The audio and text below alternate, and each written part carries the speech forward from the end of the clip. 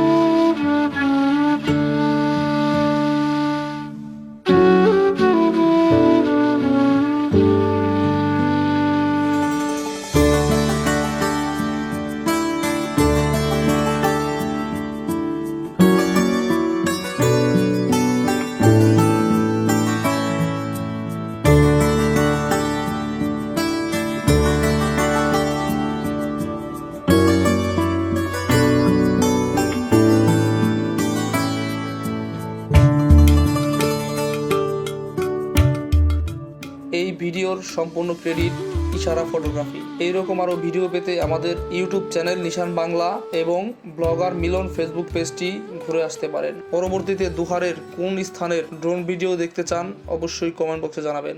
ধন্যবাদ।